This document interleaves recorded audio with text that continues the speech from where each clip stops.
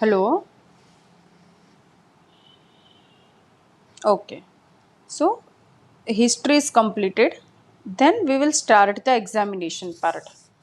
तो सबसे पहले वेट कराएंगे, बाहर ही ओपीडी के बाहर ही वेट कराएंगे और ब्लड प्रेशर चेक करेंगे. What is importance of weight? अगर पेशेंट सिवियर ओबेज है तो it could be the 1 second please.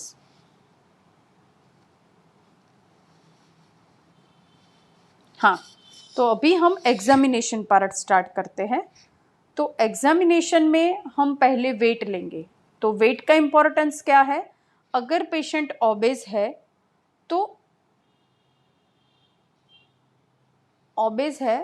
तो क्या होगा? There may be the anovulatory problem. So ideal BMI में है कि नहीं है? Ideal BMI is weight upon height in metre square. तो हर बार वो तो हम नहीं देखेंगे, बट एटलीस्ट हमें थोड़ा पता होना चाहिए. This is BMI. ठीक है. तो अगर बहुत ओबेस पेशेंट है by looking, means if it is more than 80 kg, then there may be the anovulatory chances. And if it is less than 40 kg, then also the ovulatory problem. So weight बहुत ज़्यादा है तो भी problem, wait बहुत कम है तो भी problem. तो वो ध्यान रखने का.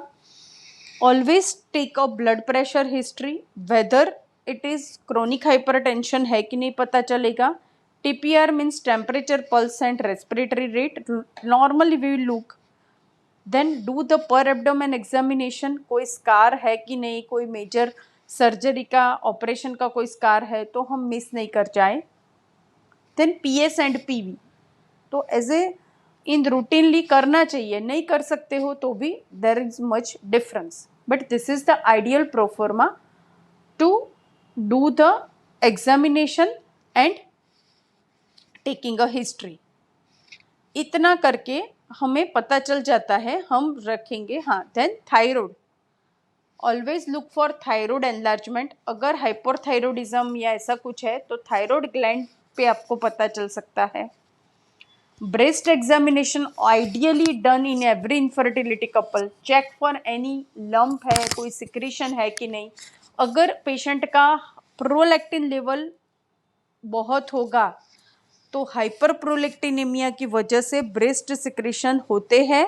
और कल हमने जैसे समझा, सीखा, hyperprolactinemia interferes the ovulation as well as also reduce the progesterone production.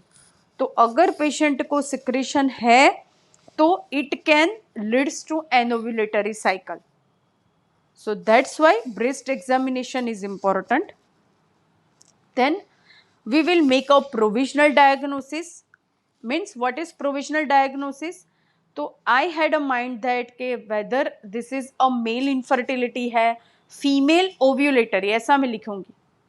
फिर फीमेल ट्यूबल फैक्टर मुझे प्रोविजनल में ऐसा लग रहा है. So then I will explain the patient the investigation part. कि हाँ अभी मुझे ऐसा लग रहा है. Then you have to investigate a part. कि पहले कौन सा आप इन्वेस्टिगेशन कराओगी. And according that I will make a plan of management. So this is the way how we take a history. Proper proforma, weight, BP, temperature, pulse, then per abdomen, per PS means per speculum examination. उसमें एक SIM speculum आता है और एक anterior vaginal wall retractor आता है. वो press करके पूरे वजाइना और सर्विक्स को देखेंगे. पर वजाइनल एग्जामिनेशन भी करते हैं. उसके बाद we will look for thyroid and breast examination. By this I will make a investigation, which investigation I will going to advise first. Then I will make a plan of management. So here forms your history pro forma. Ideally सबसे पहले अगर कोई भी patient आता है तो हम first visit में तो सिंपल उसको मेडिसिन दे देते हैं, या वो बहुत लंबे समय से दूसरी जगह पे ट्रीटमेंट लेके आया है, तो ideally first investigation to be offered is semen analysis and the ultrasound USG pelvis, because this both are non invasive, इतने महंगे नहीं है और उससे कुछ प्रॉब्लम नहीं होता है. तो always keep in mind first investigations to be carried out are semen and USG pelvis in infertility. कौन सा कराओगे? Semen examination and USG pelvis. Always, not USG abdomen. If you are doing any in female reproductive age group or who is married, so to look a proper look of reproductive organs, always recommend to do the USG pelvis. So semen and USG pelvis are two important things that we will first going to prescribe. After that, in a subsequent visit, we will make a plan whether I will go for ovulatory investigations or whether I will go for tubal factor abnormality. So in causes, female factors 30%, male factor 30% and combined factor 30%. So if we plan, we all know 30%, in almost all cases 30% have female factor abnormality, 30% have male factor, in 30% combined and 10% is unexplained. That is called unexplained infertility.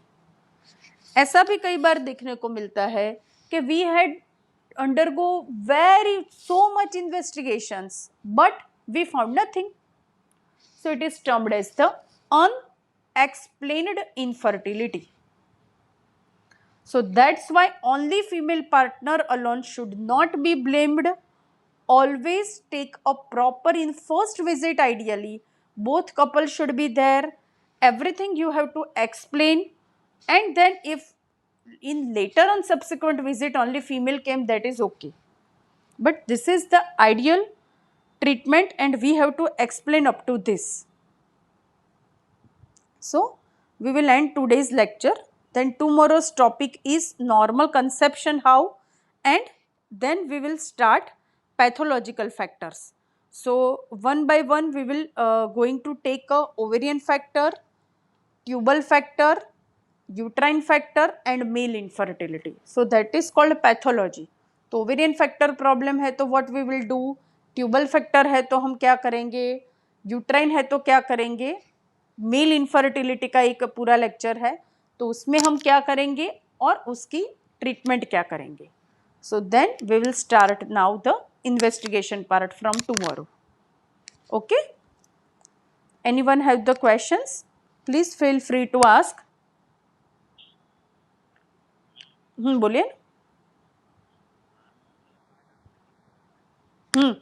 कल बताया ना hormone में. हाँ, फिर अभी क्या है ना, हाँ कल पढ़ाया वो एक फिजियोलॉजी मैंने पढ़ाया. फिर अभी क्या आएगा कि अभी हम ओव्यूलेशन वाला पार्ट लेंगे ना, ओवरी वाला पार्ट मैं दिखाऊंगी ना, तो उसमें पूरा हार्मोनल पे आएगा. तो उसमें पैथोलॉजी आएगी कि कल तो मैंने आपको क्या सिखाया कि इतना नॉर्मल होता है. अभी पैथोलॉजी में ऐसा आएगा कि एबनॉर्मल है तो इसका क्या सिग्निफिकेंस है. मैंने तो बोल दिया कि FSH 1.2 से 8 के बीच में होता है, पर अगर FSH 0.5 है तो आप क्या करोगे, अगर FSH 20 है तो क्या करोगे, अगर LH 20 है तो क्या करोगे. तो ये पूरा कल हमने नॉर्मल फिजियोलॉजी पढ़ा. एवरी उसका pathology we will going to discuss in ovarian factor. पता चला? हाँ बोलिए. बोलिए.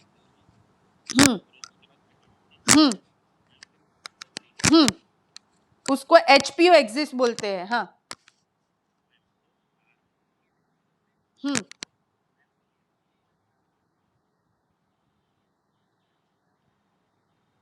हाँ, तो वही वो हम कैसे डिसाइड करेंगे कि वो हम डिसाइड करेंगे बाय द हार्मोनल इवेल्युएशन। तो एचपीओ एक्सिस मेंटेन होगी तो ही हार्मोन सब नॉर्मल में सिक्रेट होंगे। तो वही इन्वेस्टिगेशंस हम करेंगे और सीखेंगे कि अगर अपने एफएसएच और एलएच में प्रॉब्लम हुआ तो वो कहाँ से प्रॉब्लम होगा, बिकॉज एफएसएच एंड एलएच वो एंटीरियर पिट्यूटरी से सिक्रेट होते हैं और एस्ट्रोजन और प्रोजेस्टेरोन ओवरी में से सिक्रेट होते हैं। तो उसमें लीजन नहीं होता है, पर this all are endocrine glands. तो वो जो हार्मोन सिक्रेट करते हैं उसमें इम्बैलेंस होता है। तो इस इम्बैलेंस की वजह से हार्मोन का जो नॉर्मल रेंज है उससे वो डिविएट होता है, और वो डिविएट होगा तो उसका फंक्शन डिविएट होगा। So that pure all hormonal we will going to discuss in ovulatory dysfunction.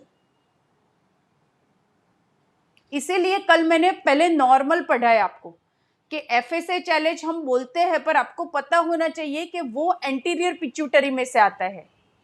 Pituitary gland is a part of hypothalamus. So वो एंटीरियर पिट्यूटरी से सिक्रेट होता है, ओवरी में से एस्ट्रोजन प्रोजेस्टेरोन सिक्रेट होता है, ऐसी जगह से आता है।